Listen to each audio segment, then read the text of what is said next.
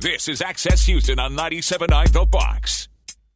Good Sunday morning. You're listening to Access Houston. I'm your host, KG Smooth.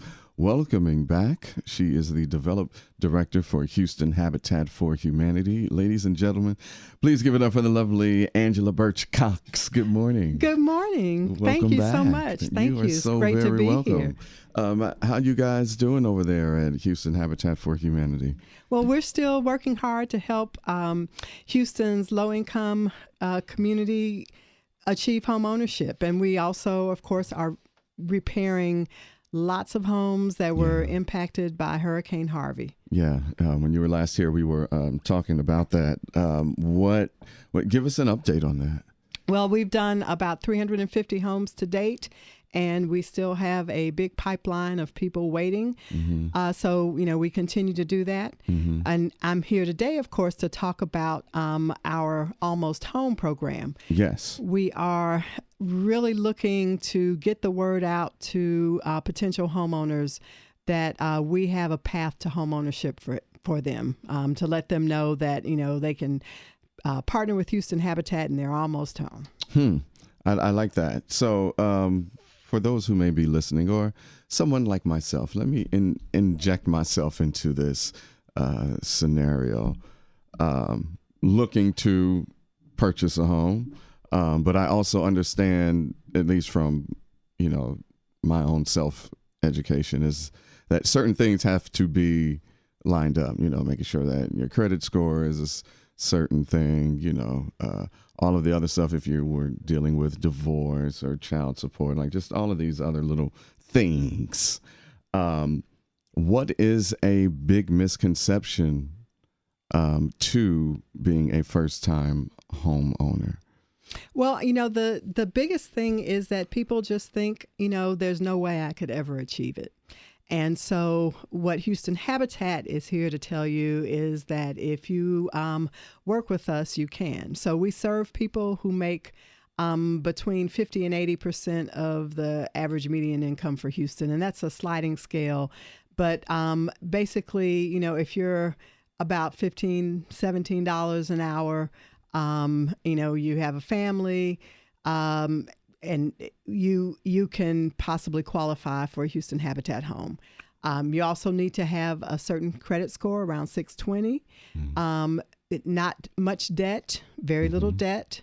And then you have to have a need for housing, and you have to be willing to partner with us to put in what we call sweat equity, up to 250 hours. Oh, yeah. And that is, included in that is taking training courses about budgeting and household finance, learning about home ownership, what is a mortgage, why do I have to pay taxes and insurance, learning some home maintenance things, so that you can actually take care of your home, and then building your own house alongside volunteers and Houston Habitat staff. And so if you're willing to do those things, we've got a home ownership opportunity for you. And that's what Almost Home is all about, just letting people know that we're out there and available for them.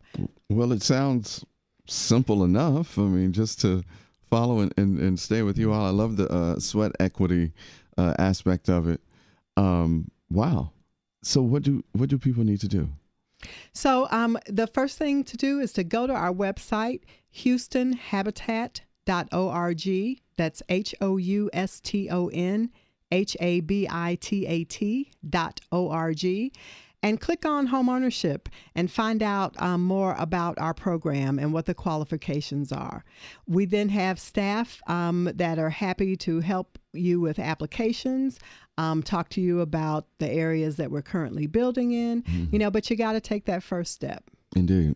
You listen to Access Houston. We're talking to Angela Birch Cox, who is the Development Director for Houston Habitat for Humanity. The Houston Habitat Home Ownership Program is going on now. Now, is there going to be like a special little, are you all having like sessions like where people can come for that initial meeting or anything? Yes, and you'll find those listed on our website, so you can go and sign up. The other thing you should know is that we are very much committed to helping folks who were impacted by Hurricane Harvey. So we have waived our first-time homebuyer requirement. Perhaps you're someone whose house was destroyed. You are potentially eligible for our program as well. That's nice. So go to the website and get all of that information. Why is this important to you all to help people want to get into a home? Well, we believe that everyone deserves a decent, affordable place to live. And we know that in America, homeownership is the key to more wealth. It's the key to better health. It's the key to deeper roots in the community and higher education. And we want to help more people in Houston achieve that American dream and the strength, the stability, the self-reliance, the independence that comes with that. We know for a fact that the big gap in wealth in our country, between Caucasians and African Americans, it's all about homeownership. That accounts for most of it. We know that homeowners are, more likely to have to achieve higher education. Their children are more likely to do that. We know homeowners tend to be healthier. We know homeowners have deeper roots in the community, and we know that homeowners are able to pass wealth down from generation to generation. And we want folks in Houston to be able to have that transformational experience. Oh, that's lovely. That's lovely. And sincere. Yes. Sincere. I like that. Can you give us any, I know you have one or two success stories of someone who has been through this is not the first program that you all have had for this, correct? Correct. We've been here since 1987. We've built over 1,000 new homes and helped many families achieve homeownership. So I know you've got a success story or just a great one that's close to your heart that you remember from a particular family or individual. There are so many, but I'll tell you about the very first Habitat family that I met when I started with Habitat almost 6 years ago. The parents were high school sweethearts. They had 2 girls, and they wanted to adopt her sister's children, who had been taken from her sister by CPS and placed into foster care. And CPS told them that they did not have enough room in the place where they lived and that they could not adopt those children under those circumstances. And so this family, knowing that they had, no income, no extra income to go move to a bigger place, came to Houston Habitat. And we were able, through our partnership with them and sponsors and community volunteers, we were able to build them a house big enough to allow them to then adopt their nieces. And that family is, it's the happily ever after story. They've and it's just, that is just one of so many where, we have really facilitated people transforming their lives and doing the things that they want to do.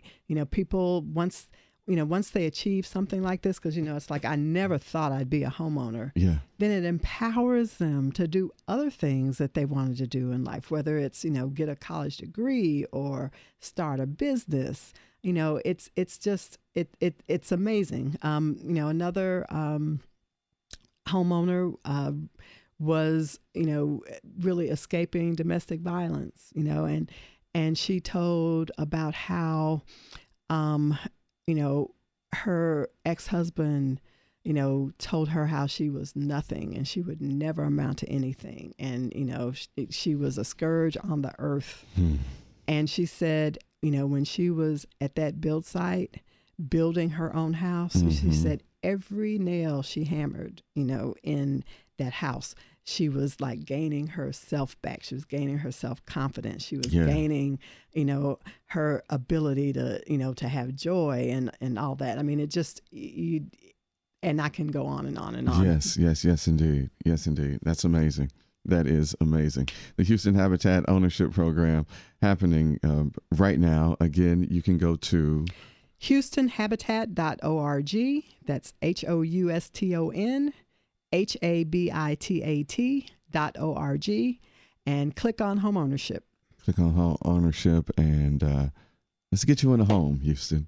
Let's get you in a home. Angela Birch Cox, the development director for Houston Habitat for Humanity. So good to see you, and thank you for coming on the program to share this wonderful information about home ownership. Thank you. And just to the listeners, maybe this doesn't apply to you, but maybe you know someone in your family, a friend, a coworker.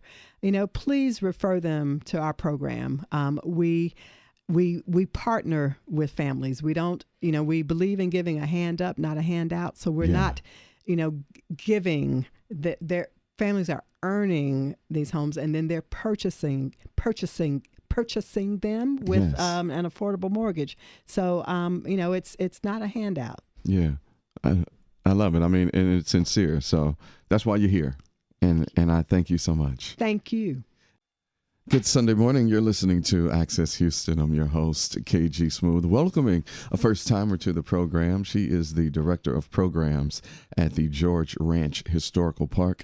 Ladies and gentlemen, please give it up for the vivacious Krystal Willeby.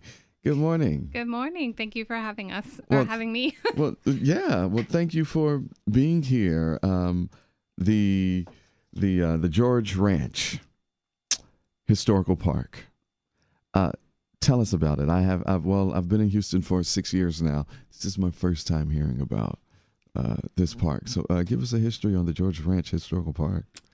We are a living history park in just past Sugarland, so in the town of Richmond. If you hit 59 and you keep on going just past Sugarland and get off on Grand Parkway, we're very close from there. So you can hit us in from downtown Houston, probably about 40 minutes. Okay. We tell a family story of a family that came over in 1822. They got their land grant in 1824, and they ranched and farmed this land for the course of the next 100 years. So it's actually a multi-generational story. It kind of passed through the female line, so there's different names for every site. But the Jones, Ryan, Davis, and George family. So it's really fun when you're trying to just summarize it all in one, because there's different names across the legacy. Right. And I'm wondering, are the different names due to marriages, or did some of the slaves maybe become? It was actually due to marriage. When the first, so Henry Jones, the original settler, when he died, his land was inherited equally amongst, he died without a will. So his land was inherited equally amongst the daughters and the sons. Okay. While his eldest daughter, Polly, and she was the third in line, she would inherit her branch. She was already married at that point, but she actually had a very unusual document when she got married. She had a prenuptial agreement in 1845. Wow. Yeah. They existed then? They did. It was probably one of the first of the state for sure. Technically, we were still under Mexican law.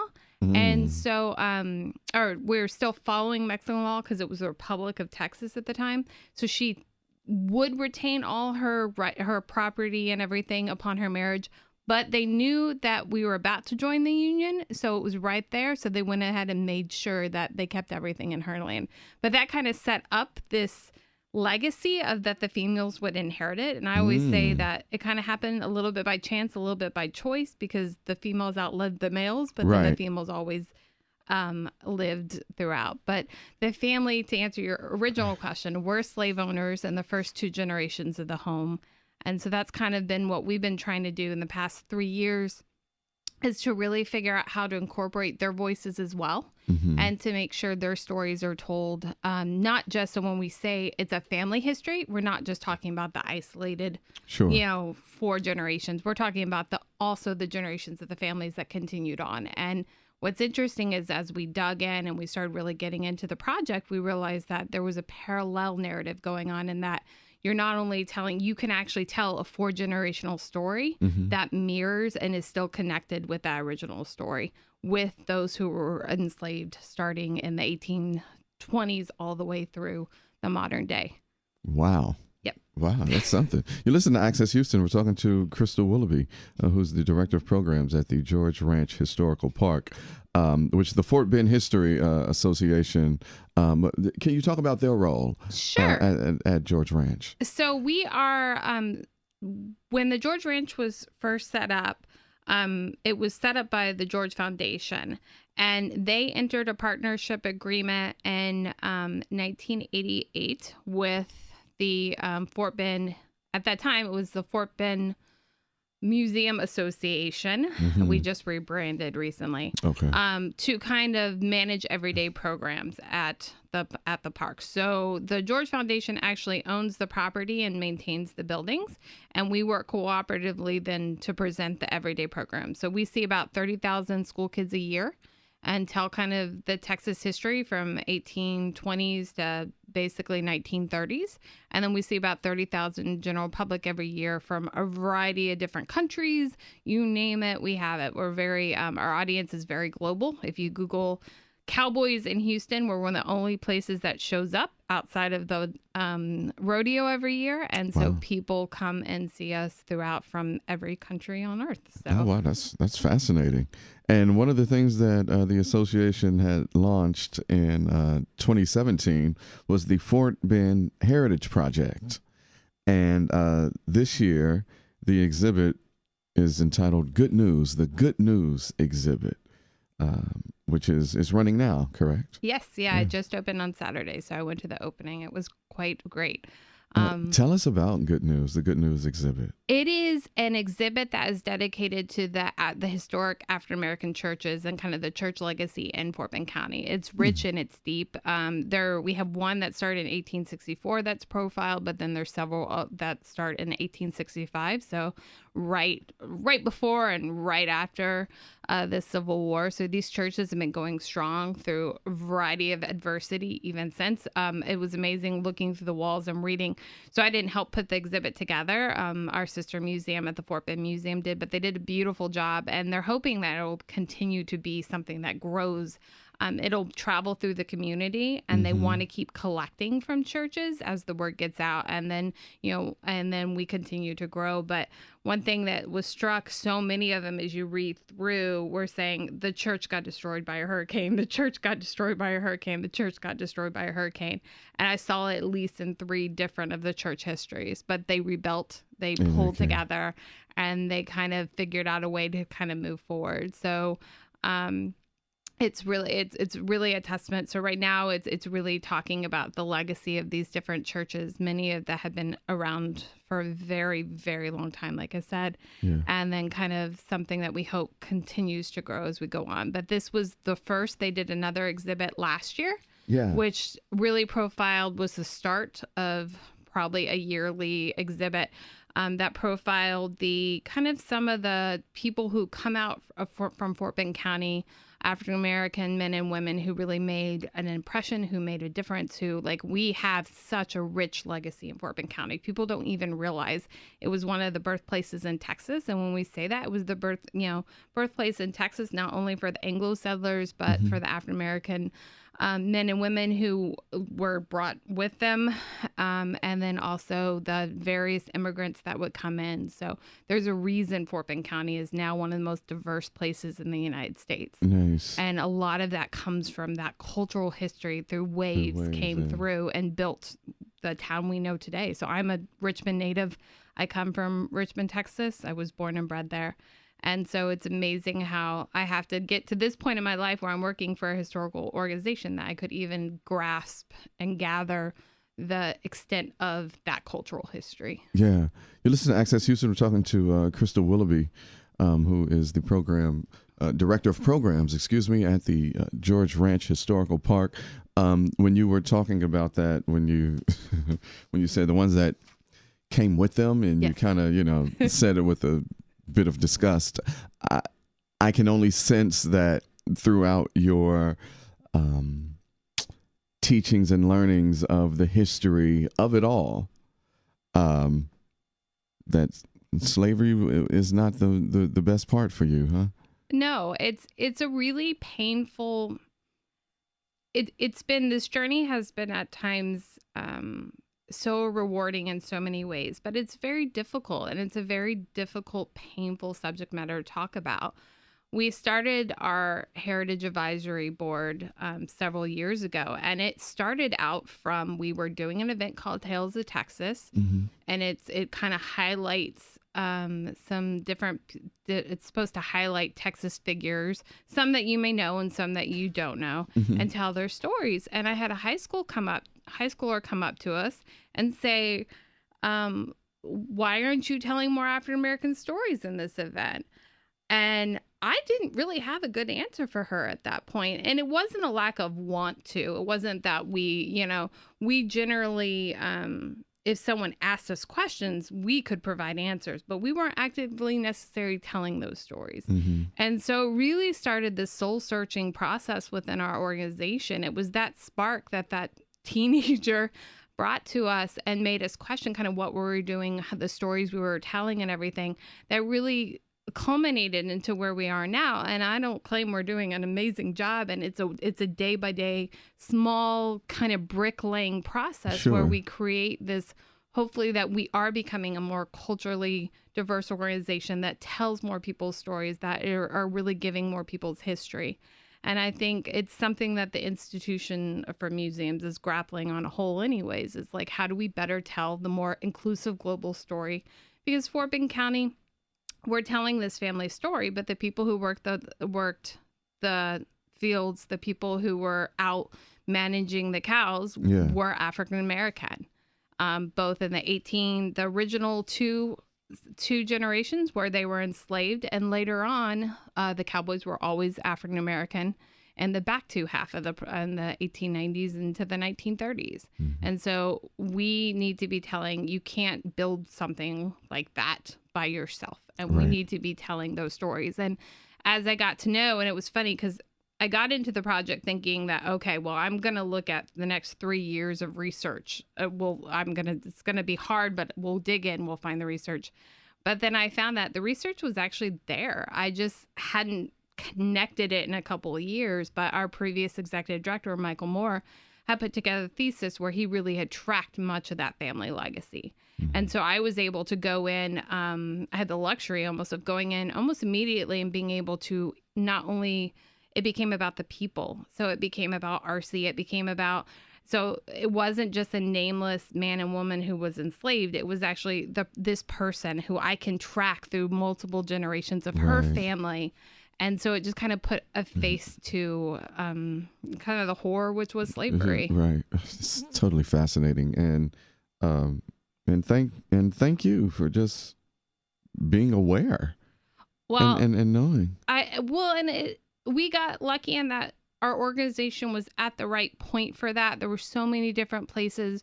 Our board members were trying to make a concentrated effort to diversify and to make sure that they brought on more voices into the board. I had an executive director who was very supportive of making this change. We brought someone in, it was right after Harvey, because we debated, can we do this right now, emotionally where we were, to do a slavery interpretation workshop. And we went ahead and did it. We said, let's go ahead and do it. And so it was like a week-long slavery interpretation workshop from someone who to help us speak this language, because it's not easy. It's not. Really difficult. It's a lot. Let's talk about something very exciting, the first annual George Ranch Rodeo. Well, we're really excited about it. We've had kind of corporate rodeos. We've had different, and have been rodeos in the past, but we decided to bring this back. We had a board member who joined us several years ago. Her name is Deborah Greenwood Sharp, and she's an amazing, amazing woman, but her family legacy, she is actually rooted in the George Ranch as well. So her mother was born at the ranch, literally in the George house, and then her grandmother was the housekeeper for the family, and her father was the houseman. So between the two of them, they ran the inside and the outside of the house. And so so her legacy is rooted in the family. And then I love her mother is still alive, and we're so blessed to have that because she's come out several times, and she walks through the house and she tells us, she gives us a sense of kind of what it used to be like. And she's just an amazing woman. And so she came in with so much passion and so much joy to bring. But her family's also her uncles. So Johnny May, her mother's brothers, they also grew up at the ranch. Well, they started young. They would start with stick horses and roping chickens. Oh. So, but they apparently just wanted to rope or ride whatever they could from the time that they were small. And then, so they started with stick horses and chickens, and then they jumped on the back of the pigs and they captured their ears and held on tight. And then they went to, then they started riding. They go out into the pasture and just jump on crazy cows and bulls. I mean, these were literally pasture cowboys, but they just loved the act of riding. And at the same time, what was happening is the rodeos, as we know it, were kind of developing and forming as a sport in that early 1900s with Bill Pickett and a variety of different people. And so this sport was evolving at the same time. They had this love of riding. So it really did not surprise anyone when they got into rodeos.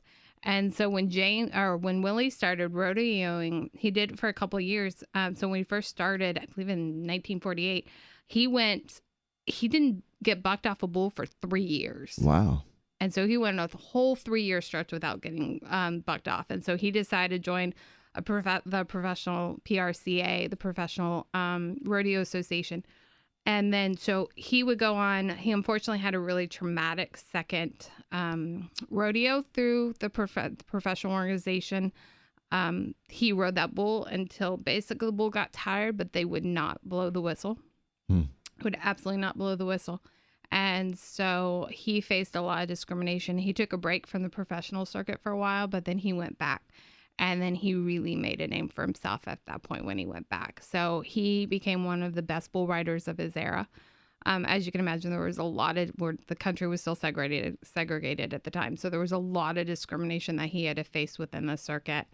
And talking to some other cowboys, our stock contractor, Ramon Jackson, his father has a ranch, but then was also one of those places where you would go rodeos and African-American cowboys. So he knew all the people who, like him and his father, have this deep-rooted legacy as well in their area in Macbeth. And like it was one of the central hubs of the places that they would go.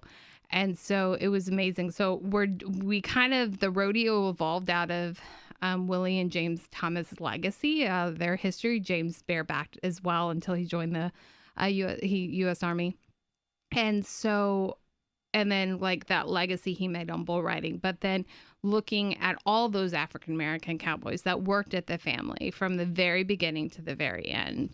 And so men like Peter Martin, men like Bob Jones, and telling their stories as well. So we're looking back, we're going all the way back. So in between every single event, we're actually going to be profiling some of the men who cowboyed at the ranch from starting around the 1830s to the 1930s. So kind of looking at the full legacy of all that. And when does it kick off? It starts on February 16th. So it's a one-day rodeo. The afternoon so that's a and morning Saturday. rounds. Yep. The morning and afternoon rounds start at 9 a.m. And then they'll go until about 5. And then they'll take a break to re-prep the ground. And then we'll have the evening portion. We'll start at 6:30 with our grand parade. And our grand parade, we're really excited. So through this project, and it's kind of, a lot of them have found me and I've had to try to reach out. Through this project, we've made contact with a lot of the families that used to cowboy at the ranch. And so we're really excited that they're going to be part of that grand parade and part of that rodeo. So we have at least 4 families connected, and I'm hoping through this rodeo we can continue to build those bridges with the families who help contribute to this legacy and help build what we talk about every day. Yeah, well, I think that what you guys are doing down at Fort Bend is just incredible. I mean, to delve into, the rich history of it and, its cultural impact for the state of Texas is admirable. So check them out. You can, if you need more information either on the first annual George Ranch Rodeo or the Good News exhibit, you can log on to georgeranch.org. That's right, georgeranch.org. And wow, this was I literally could talk to you the entire hour, but the show is only so long. In this segment, I've already went over on this segment, but it's all good because it's some great education. So, Ms. Krystal Willeby, the Director of Programs at the George Ranch Historical Park, thank you so much for coming on and giving us this this history lesson this morning. Thank you. Thank you for having us. And like I said, we're just proud to be able to tell these stories. So at heart, I think history is about storytelling, and we're not doing a good job unless we're telling everybody's story, because everybody built the communities we live in today. And so we need to explore that, even when it's painful sometimes, but it's rich and necessary, important. Yes. And thank you for that. And thank you for listening to Access Houston. We'll be back with more Access Houston on 97.9 The Box.